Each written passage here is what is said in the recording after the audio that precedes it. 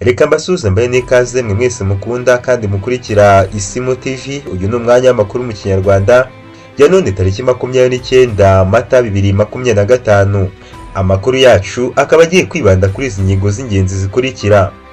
Mu Rwanda turakubwira ko ibiro bya Minisitiri w'Intebe byasabwe kwihutisha politiki igenga itangazamakuru. Naho hanze y'u Rwanda turakubwira ko umunyekongo yatakambiye Paul Kagame amusaba kurekura General Laurent Nkunda. Nanone kandi turakubwira ko Ububiligi bwasabye Uganda kubwunga n'u Rwanda. Mu yandi makuru kandi turakubwira ko Perezida Donald Trump wa Leta Zunze Ubumwe za Amerika yateguje amakuru meza ku kibazo cy'u Rwanda na RDC. Ni amakuru mwateguriwe kandi mugiye kugezwaho nanjye Jean Harerimana. Musaba gukora subscribe, share, like, comment ku ISIMU TV kugira ngo amakuru n'ibiganiro byacu bikomeze bikugereho umunsi ku wundi. Amakuru ku buryo burambuye ni mukanya. Ikaze mu makuru yacu ku buryo burambuye. Reka amakuru yacu tuyahere kuri iyi gira iti ibiro bya Minisitiri w'Intebe byasabye kwihutisha politiki igenga itangazamakuru. Inteko nshinga amategeko igezweho raporo ya Komisiyo y'Imiyoborere, Uburinganire n'Ubwuzuzanye bw'abagabo n'abagore ku isesengura rya raporo y'ibikorwa by'urwego rw'igihugu rw'imiyoborere RGB y'umwaka 2023-2024 na gahunda y'ibikorwa bya 2024-2025 tariki 28 Mata 2025 yafashe umwanzuro wo gusaba ibiro bya Minisitiri w'Intebe kwihutisha politike igenga itangazamakuru irimo kuvugururwa bigakorwa mu gihe cy'amezi 6 gusa. Perezida wa Komisiyo y'Imiyoborere, Uburinganire n'Ubwuzuzanye bw'abagabo n'abagore Honorable Nabahire Anastase yagaragaje ko itangazamakuru rifite ibibazo byinshi bikwiriye kwihutira gukemura, ariko basanga ko byinshi bizakemukira muri politike nshya irigenga irimo kuvugururwa n'ishyirwa mu bikorwa. Ati komisiyo imaze gusesengura raporo ya RGB y'ibikorwa by'umwaka 2023-2024 na gahunda y'ibikorwa by'umwaka wa 2024-2025 hari ibibazo byayigaragariye. Isanga hari ibikwiye kwitabwaho cyane birimo n'urwego rw'itangazamakuru. Honorable Nabahire Anastase avuga ko bimwe mu byavuye mu biganiro komisiyo yagiranye n'inzego zitandukanye zirimo RGB, Minaloc na RMC, urwego rw'abanyamakuru bigenga. Aha yagaragarijwe ko itangazamakuru nta politike n'amategeko bihuye n'igihe rifite, kandi ntibyoroshye kumenya urwego rurireberera kuko RGB ifite inshingano yo kuriteza imbere no gutanga inama ku mikorere yabyo gusa. Ikindi iyi komisiyo yasabye harimo gusuzuma no gukemura ikibazo cy'igiciro gihanitse cy'iminara ikodeshwa buri kwezi n'ibitangazamakuru, cyane cyane iby'abikorera kandi bitagira ubushobozi buhamye mu by'imari. Ibindi bizitabwaho nuko hakenewe ko ikarita y'itangazamakuru ihabwa agaciro nyako, kuko kugeza ubu uyifite imufasha gusa iyo hari ikibazo yagize, ariko hari abandi biyitirira itangazamakuru atari abanyamakuru, kandi bamwe muri bo bakaba bashobora kuyobya abaturage mu bihe binyuranye. Mu yandi makuru reka twubwire ko umunyekongo yatakambiye Perezida Paul Kagame amusaba kurekura General Laurent Nkunda. Umunyekongo witwa Manzi Patrick yatakambiye Perezida Paul Kagame amusaba kurekura General Laurent Nkunda umaze igihe afungiye mu Rwanda. Nkunda w'imyaka 58 y'amavuko yabaye mu buyobozi bukuru bw'imitwe ya AFDL na RCD mbere yo gushinga CNDP. Yabereye umuyobozi mukuru mbere y'uko atabwa muri yombi. Iyi CNDP niyo yavuyemo M23 kuri ubu imaze imyaka 5 hafi n'igice iri mu ntambara n'ingabo za Leta ya Repubulika Iharanira Demokarasi ya Congo. Muri Mata 2009 nibwo General Laurent Nkunda yatawe muri yombi n'u Rwanda ubwo yageragezaga guhungira mu karere ka Rubavu. Kuri ubu imyaka imaze kuba 16 afitwe n'u Rwanda. Manzi mu ibaruwa ifunguye yandikiye Perezida Paul Kagame yagaragaje ko kuva muri 2009 General Laurent Nkunda atawe muri yombi atahwemye gutanga agahenge ndetse no kugaragaza ikinyabupfura. Ati kuva muri 2009 General Laurent Nkunda yagumye mu Rwanda. Muri iyo myaka yose yerekanye kwitwararika, ukwihangana ndetse anubaha cyane ubuyobozi bwawe, ashyira ahazaza mu maboko yawe, yuje ubwenge ndetse anizera ubushishozi bwawe. Uriya mujenerali yaravukiye muri Rutsuru muri Kivu y'Amajyaruguru, amaze igihe kirekire acecetse, bitavuze ko ntacyo yabikoraho, ahubwo bishinze imizi ku ndangagaciro n'ikinyabupfura ndetse no kubaha afite. Manzi yamenyesheje ko abanyekongo bo mu bwoko bw'Abatutsi, Abanyamurenge n'Abahema kuri ubu bakeneye generali Laurent Nkunda kugira ngo abakize ubwicanyi bakomeje gukorerwa na leta ya RDC. Ati ni umugabo ufite ubushobozi yihariyeho bwo gukora ubukangurambaga, guhuza no kuba icyitegererezo bitaganisha ku macakubiri ahubwo biganisha ku cyubahiro, ubumwe ndetse n'ubutabera. Manzi Patrick mu ibaruwa yandikiye Perezida Paul Kagame yamushimiye kuba mu myaka 30 ishize u Rwanda rutarahwemye gucumbikira abanyekongo bagiye baruhungiramo nyuma yo kujujubywa na leta ya Congo. Yagize ati muri iryo curaburindi ijwi ryawe n'imiyoborere y'u Rwanda biracyari ikimenyetso cy'icyizere.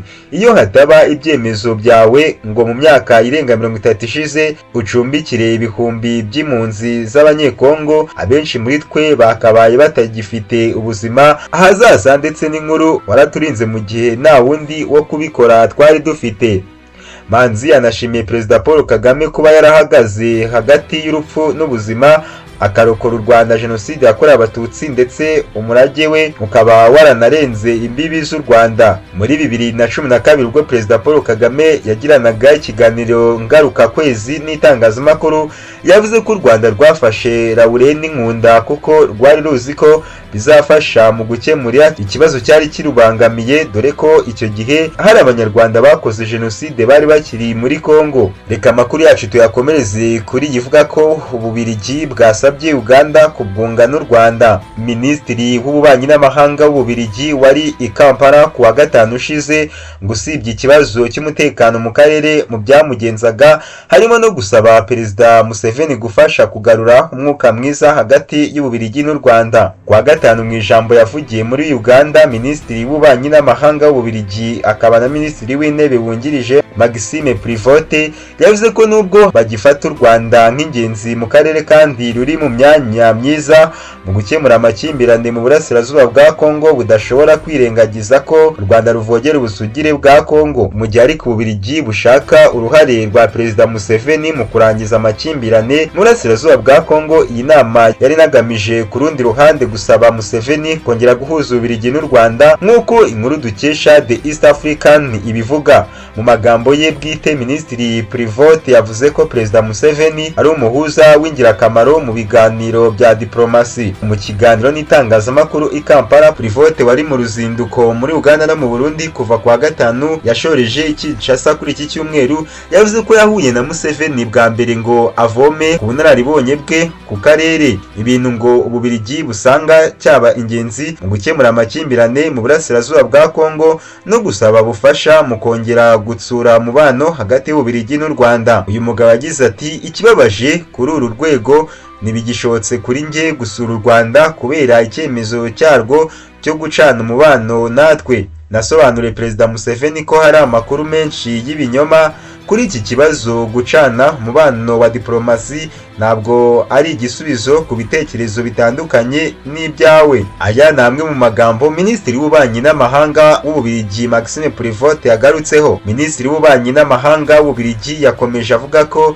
yizeye ko hakiri icyumba cy'ibiganiro no kumva neza kurushaho ibitekerezo by'undi, anongeraho ko ndetse n'Uburusiya nubwo bwafatiwe ibihano nyuma yo gutera Ukraine bagifitanye umubano ushingiye kuri diplomasi nubwo uri ku rwego runaka. Ku itariki 17 Werurwe 2025 nibwo guverinoma y'u Rwanda yasohoye itangazo rivuga ko Ububiligi bwakomeje gutesha agaciro u Rwanda yaba mbere no mu gihe cy'amakimbirane yo muri Congo, aho Ububiligi bufite uruhare mu mateka mabi by'umwihariko mu gukora ibikorwa bibangamira u Rwanda. U Rwanda rwavuze ko Ububiligi bwafashe uruhande mu makimbirane ariko barujya ku ruhande rubangamiye u Rwanda kandi rugakwirakwiza ibinyoma kugira ngo hafatwe ibyemezo bibangamiye u Rwanda, ariko byose bigamije guhungabanya u Rwanda n'akarere muri rusange. Abadiplomate bose b'Ububiligi mu Rwanda basabwe kuva mu gihugu mu gihe kitarenze amasaha 48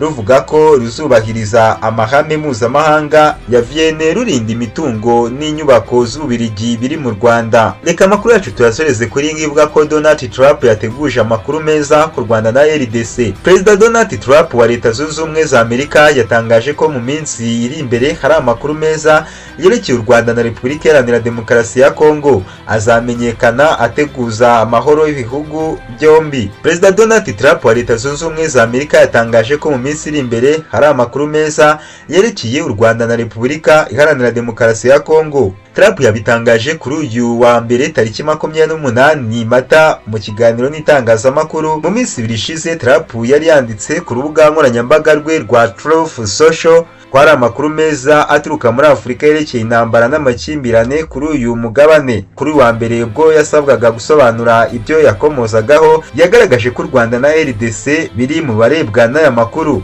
Ati ndizera ko mu minsi iri imbere tuzabona amakuru meza cyane yerekeye u Rwanda na RDC, kandi ndatekereza ko amahoro azaboneka mu Rwanda, Congo no mu bindi bihugu bike bibakikije kandi bizaba byiza cyane. Rero turizera ko ibyo bizatanga umusaruro. Trump yatangaje ibi nyuma y'iminsi mike u Rwanda na Repubulika ya Demokarasi ya Congo bisinyanye amasezerano agenga amahame ngenderwaho mu gushakira umuti amakimbirane yo mu burasirazuba bwa RDC.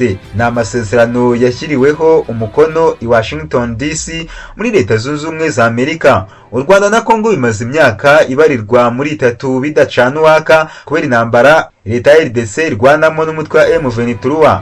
Amerika iri mu bihugu bishinja u Rwanda kuba ruha ubufasha uyu mutwe, ariko igashyigikira impungenge rugaragaza zo kuba Leta y'Kinshasa ikorana n'umutwe wa FDLR. Gusa u Rwanda ruhakana ubufasha uyu mutwe wa M23. Mu minsi ishize bwo umujyanama wihariye wa Trump ku bibazo bya Afurika Masadi Bros yasabye u Rwanda guhagarika ubufasha kuri M23 ndetse rukavana ingabo zarwo zose ku butaka bwa Congo. Bros uheruka kugirira uruzinduko rw'akazi Kigali yanatangaje ko Amerika ishyigikiye ko umutwe wa FDLR usenywa.